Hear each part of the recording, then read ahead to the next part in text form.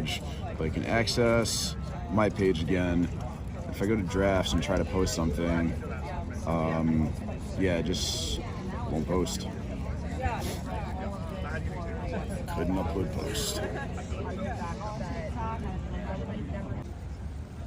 Hi, I'm Jacqueline Manuel. I'm here for the Death of TikTok Memorial in Washington Square Park in New York City. It's January 19th.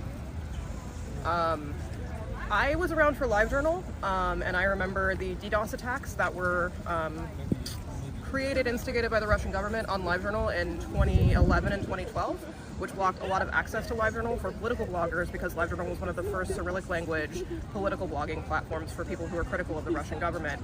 2016, LiveJournal servers got transferred to Russia. In 2017, LiveJournal became under Russian constitutional law, which censored a ton of content. I am very afraid that that's what's going to happen with a TikTok sale to the United States. For a US-based company to have controlling interest in it. It seems like history repeating itself. I'm not a big fan.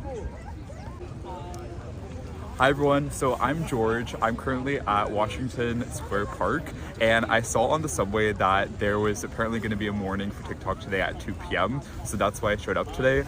I've been on TikTok since 2019, and I first started posting videos of just day in the life, kind of more about my life during quarantine as well too. And I feel like a lot of people really found a really comfortable place to be in during quarantine, and even after. They were able to find so many amazing communities on TikTok, and even some people, some of my friends are small business owners and even try to make money off of TikTok. So for example, one of my friends, she was making quite a lot of money from the TikTok Creator Fund, and some of these people, they really rely upon TikTok for part of their way to live, to pay for their apartment and for their living too. For me, I found it as a place where I was able to share about myself, and it really also taught me so much about my experiences and just being able to be myself within the community. And also it taught me a lot about social media marketing, and I really was able to learn so much every single day, especially about internships and my career as well too.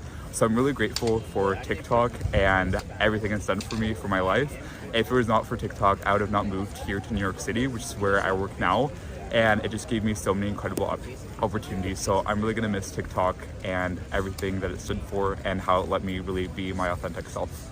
What are your thoughts when TikTok went down after midnight last night? I was checking on my phone every single minute, and I was just shocked that it even came slightly early, like a few hours early.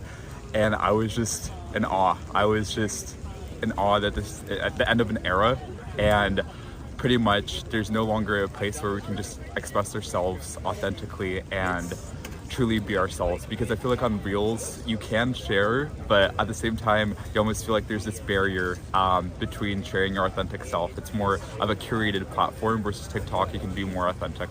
Now, the company that runs TikTok also has companies that people use, such as CapCut. Are you familiar with the program? Yes, and it actually has impacted me too, because even for work and things that I'm doing, I used to use CapCut all the time, and it was really frustrating also this morning when I opened it up and realizing that it's technically under the same umbrella, so it's also banned as well, which really was irritating. Now, are you aware that if you use a VPN that bounces your signal outside of the US, you can still access programs such as CapCut, but not TikTok? Yeah. Thoughts on that? I mean, I most likely will just go to a different editing platform. For example, just today, I was posting an Instagram reel, and I just use Instagram to like edit the reel, and that is fine, but it definitely does not add like the same like templates and stuff like that CapCut used to have.